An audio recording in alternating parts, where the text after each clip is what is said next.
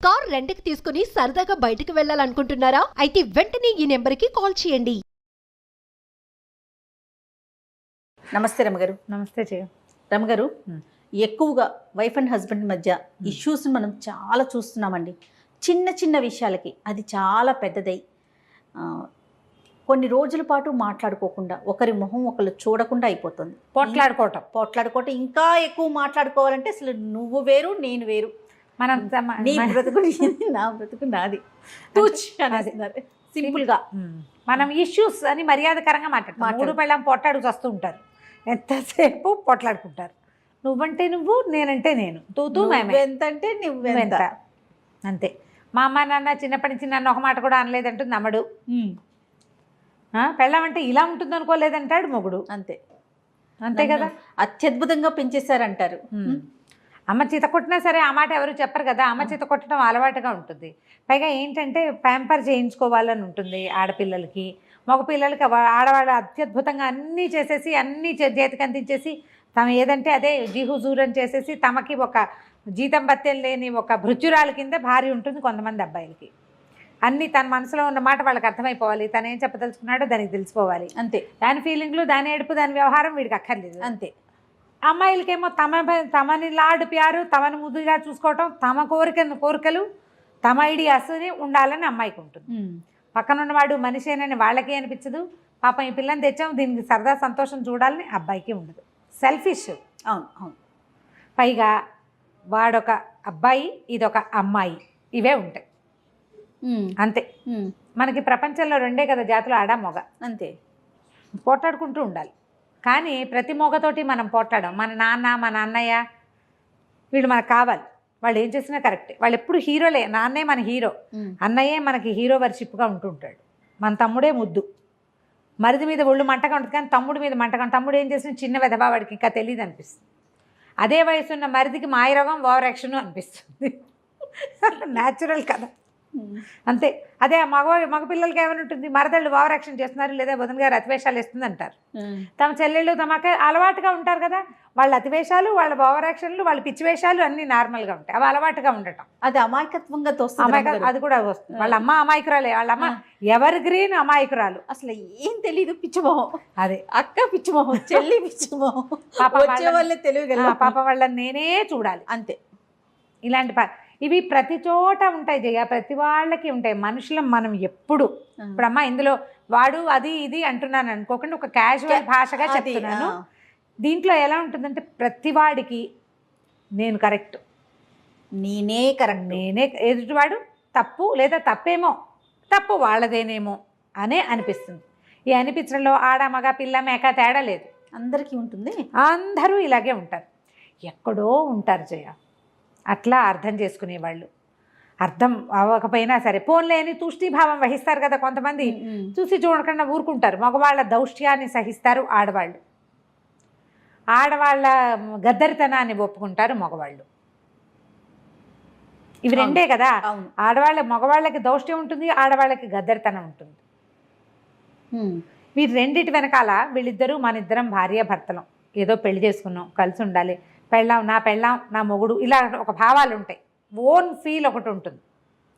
ఇప్పుడు ఈ రోజుల్లో ఆ ఓన్ ఫీల్ పోతోంది. ఎవరికి వారే అనే ఆలోచన ఉందా? ఓవర్ ఓన్ ఫీల్, ఇది నాకు కావాల్సిందే, నా బొమ్మ, నేను చెప్పినట్టు వినాల్సిందేనన్న ఫీలింగ్స్. అది నాకు వద్దు మొర్రో అన్నా సరే వీడు నాకు కావాల్సిందే అంటాడు. అలా ఉండే ఆడపిల్లల్ని అమ్మాయిలు అని చీదరిచ్చినా సరే మగపిల్లలు వెంబడబడి చంపేయటాలు అవి చూస్తున్నాం కదా. నో అనే ఆప్షన్ ఇవ్వరు. అది పెళ్లి కాకముందే పెళ్ళయ్యాక ఉంటుంది, పెళ్లి కాకముందు ఉంటుంది. పెళ్ళయ్యాక ఆ ఫీలింగ్ ఉంటుంది, పెళ్ళయ్యాక కూడా ఉంటుంది.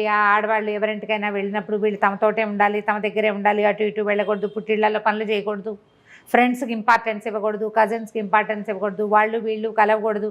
మీరు ఎంతమంది కనెక్ట్ అవుతారో తెలుసా? అవును అని ఆన్సర్లు 100 వస్తాయి జయ. తనకే ఇంపార్టెన్స్ ఇవ్వాలి. మా నాన్న అంటే నాకు పంచప్రాణాలు లడ్డి పిచ్చి పిచ్చి మాటలు మాట్లాడకూడదు, మొగుడే పరమదైవం, ప్రత్యక్ష దైవం అనాలి. తనకి పొసెసివ్గా ఉంటారు. ఆడవాళ్ళు పొసెసివ్గానే ఉంటారు. చెల్లెల్ని బాగా చూస్తే ఊర్చుకోలేరు, అమ్మతో ప్రేమగా ఉంటే వీళ్ళకి నచ్చదు. అవును. ఎవరైనా కజిన్స్, చిన్నప్పటి నుంచి కలిసి పెరిగిన కజిన్స్ వాళ్ళతోటి వీళ్ళు చనువుగా ఉంటే భరించలేని తను. ఇది అతి. వీళ్ళు పొసెసివ్గా ఉండటం ఇదొక ఏమన్నాలంటే మానసిక జాడ్యం కింద చెప్పాలి. పొసెసివ్నెస్ ప్రేమ అనుకోవటానికి వీల్లేదు. ఇది నాది, చచ్చి సావు బతుకు అది నేనే ఉంచుకోవాలి అనే ఫీలింగ్. అది బొమ్మల మీద ఉంటుంది, మనుషుల మీద కూడా వచ్చేస్తుంది. ఇది ఒక ప్రత్యేకమైన కల్ట్. అది పొసెసివ్నెస్ ఉండేవాళ్ళు ప్రత్యేక జాతి. అలా కాకుండా ఇతను నా భర్త, ఈ విధి విధానంగా పెళ్లి చేసుకున్నాం, అమ్మ నాన్న వెతికి పెళ్లి చేశారు లేదా నేనే వెతుకుని చేసుకున్నాను వీడిని, కష్టమో నిష్ఠూరమో వీడితో కలిసి ఉందాం, వాడు ఎలాంటి వాడో అలాగే స్వీకరిద్దాం. పోట్లాడుకోరు, తొందరపాటు వాడు లేదా ఒకటి, లేదా మూర్ఖుడు మొండివాడు రెండోది, తెలియని వాడు మూడోది, అంటే సంపాదన పరుడు కాదు, లేకపోతే సంపాదన మీదే ఎక్కువ ఆసక్తి, అది అతని మనస్తత్వం. యథాతథంగా ఉన్న మనిషిని ఉన్నట్టుగా తీసుకోవటం అనేది ఇప్పుడు లేదు. ఒక కోర్సు సెలెక్ట్ చేసుకుని అందులో నాకు కావాల్సిన సబ్జెక్టులు సెలెక్ట్ చేసుకున్నట్టుగానే ఒక పిల్లాడిని సెలెక్ట్ చేసుకుని నాకు కావాల్సిన లక్షణాలే ఉండాలని అనుకోవటం ఒక పెద్ద తప్పు.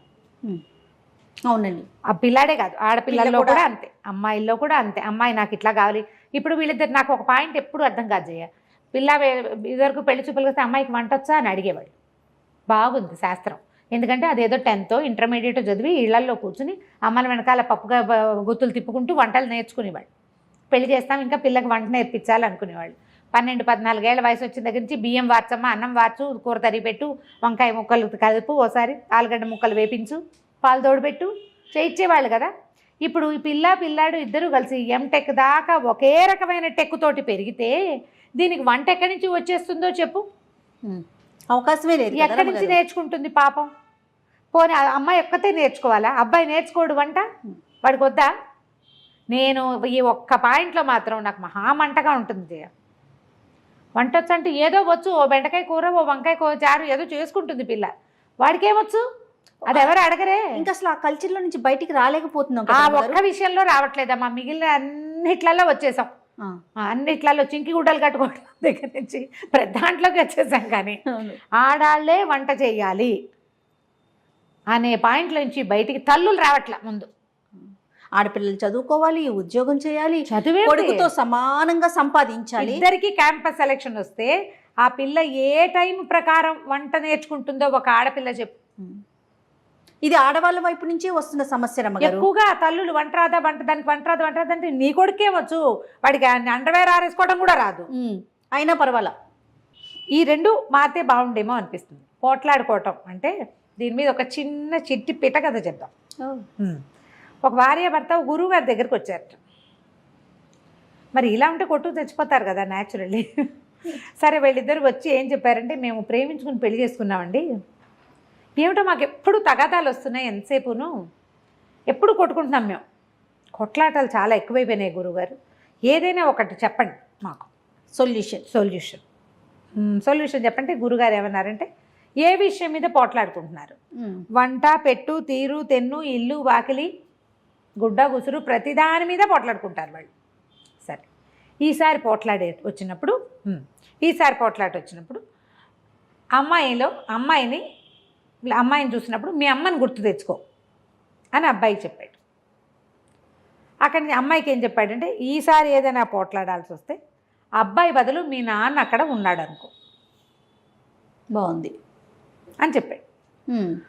ఇప్పుడు ఏదైనా పోట్లాడాలంటే నాన్నతోటి పోట్లాడాలి లేదా అమ్మతోటి పోట్లాడాలి. అబ్బాయి ఇద్దరు ఇంటికి వెళ్ళిపోయారు.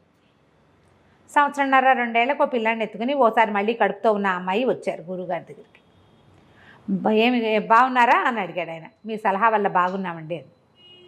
ఎట్లా అంటే, ఇప్పుడు కూర ఏడ్చినట్టుంది అని చెప్పాలి. అమ్మని ఏనాడైనా అంటామా? ఆ మాట అనగలమా? ఏ మగపిల్లాడు వాళ్ళ అమ్మని ఏంటి అమ్మా నీకు ఒంట్లో బాగోలేదా, కూర సరిగ్గా చేయలేకపోయావు అంటాడు. అంతేగాని నీ మొహల్లా ఉంది ఎవడు నేర్పాడు అంటాడు అమ్మని. నీకు ఇలాంటి కూర నేర్పినందుకు మీ అమ్మని తిట్టాలి అంటారా? నీ పెంపకం ఇలా తగలబడింది అనగలరా? మనమ్మని మనం ఏమీ అనలేనప్పుడు భార్యని ఎలా అంటాడు? అనలేకపోయాడు. ఆ అమ్మాయి ఏం పెట్టినా తినేవాడు. అదే కూర అమ్మాయి నోట్లో పెట్టుకుని తిన్నాక, అయ్యో ఉప్పు ఎక్కువైపోయింది లేదా కారం తగ్గింది, అసలు ఏమీ బాగుండలా చప్పగా ఉంది, ఎలా తింటున్నాడో నాన్నకి బాగా చేసి పెట్టాలి. అందుకని అమ్మాయి చక్కగా జాగ్రత్తగా ఒళ్ళు దగ్గర పెట్టుకుని చేయటం మొదలుపెట్టి సమస్య తీరింది. ఎప్పుడూ కూడా పోట్లాటలు కొట్లాటలు సెల్ఫిష్నెస్ వల్లే వస్తాయి. నేను, నాది, నాకు నచ్చాలి, నాకు నచ్చిందే చేయాలి, నేను అనుకున్నదే చేయాలి, నేనే అనేది కనుక మానేస్తే కొట్లాటలు తగ్గిపోతాయి. నువ్వు నువ్వు నువ్వు అంటే ఎంతసేపు పొట్లాటే కదా. అంతేగా. నేననుకో నేను చేయగలనా ఇంత మాత్రమైనా అని ఆలోచించు కదా. అవును. అదే ఆలోచిస్తే కొట్లాటలు రానే రావు. ఈ కొట్లాటలకి ఆద్యము ఇళ్లల్లో మొదలవుతుంది. పిల్లలు ఏదైనా కామెంట్ చేస్తారు, మాట్లాడినప్పుడు తల్లులు ఖండించేసేయాలి. అట్లా అనకూడదు. చిన్నప్పటి నుంచి వేరే వాళ్ళని విమర్శించకూడదు. ఆడది చేకేం చేస్తుంది, ఆడపిల్ల దాన్ని ఏం అనకూడదు, ఇలాంటి భావాలు ప్రబోధించద్దు ఈ రోజుల్లో. మనుషులం మనం, అంతే. ఆడ మగ 2 విభాగాలు ఉన్నాయి. ఒకళ్ళతో ఒకళ్ళు కలిసి ఉండాల్సిన పరిస్థితి మనది, మన జీవితం అదే. అంతే కదా. ఆడ మగ చెరసకంగా కలిసి ఉండాలి. కొట్టుకు చూస్తూ ఉంటే ఒకే శరీరం 2 ముక్కలు అవ్వదు కదా. మనుషులు కాబట్టి విడిపోతాం. ఎందుకు విడిపోవాలి? వివాహ బంధంతో ఒకటయ్యాం, మన ఇద్దరం ఒకటే. కుడి కంటికి సరిగ్గా కనపడదనుకో మనకి, ఎడం కంటితో బాగా చూడడానికి ట్రై చేయమా. ఓ చెయ్యి ఎవడైతే రెండో చెయ్యికి బలం ఎక్కువ వస్తుంది కదా, ఓ కాలు ఎవడైతే రెండో కాలు మొత్తం బరువుని అదే లాగుతుంది. సంసారం ఇట్లా వెళ్తే ప్రాబ్లమ్స్ లేకుండా ఉంటాయి. కొట్టుకోకండి, తెంపుకోకండి అంటే ఏదో విపత్కర పరిస్థితులు వచ్చి భరించలేని స్థితి వస్తే మనం ఏం చెప్పలేం చేయ. వాటికి చిన్న చిన్న వాటికి ఎందుకమ్మా కొట్లాటలు? ఏదో ఒకటి మనం సర్దుకుంటే సరిపోతుంది. సర్దుకుంటే ఎంతసేపు సర్దుకోవాల్సి వస్తుంది అనిపిస్తుంది మీకు. కొన్ని పెట్టుకోండి, వీటికి మాట్లాడక్కర్లేదు అని. సమస్య గొంతు దాటినప్పుడు మాట్లాడాల్సిందే. చిన్న పొన్న వాటికి తగాదాలు చేసుకుని మాట్లాడి పోట్లాడుకుని వచ్చి వాళ్ళకి చెప్పి వీళ్ళకి చెప్పి ఎప్పటికీ తెగకుండా ఎవరు ఫస్ట్ సారీ చెప్పాలనే విషయం ఇది కూడా పోట్లాడుకుని సారీలు చెప్పద్దు, మామూలుగా క్యాజువల్గా మాట్లాడుకోండి, పోట్లాట తగ్గిపోతుంది. అదొక ప్రాక్టీస్ అంతే. ఒకసారి ట్రై చేస్తే కుదురుతుంది. సంసారాలు చెడగొట్టుకోవద్దు. మనకేంటంటే ఈ దొరికిన కంపానియన్షిప్ కంటే అద్భుతమైనది రేపు దొరుకుతుందనే నమ్మకం ఏం లేదు. అందరూ ఇలాంటి వాళ్ళే, అన్నీ ఇవే సెల్ఫిష్ రకాలే ఉన్నాయి ఉన్నవన్నీను, ఆడైనా మొగైనా. అవును. ఎందుకంటే నేను ఒక పరీక్ష రాయాలి, నా ర్యాంక్ కోసం నేను పరిగెడతాను కదా. అదంతా సెల్ఫిష్ థింగే కదా. మనం ఫస్ట్ రావాలి, మనకు ర్యాంక్ రావాలి, మనకు ఉద్యోగం రావాలి, పోటీ. ఆ పోటీ నువ్వు జీవితంలోకి తెచ్చుకోకూడదు. అవును.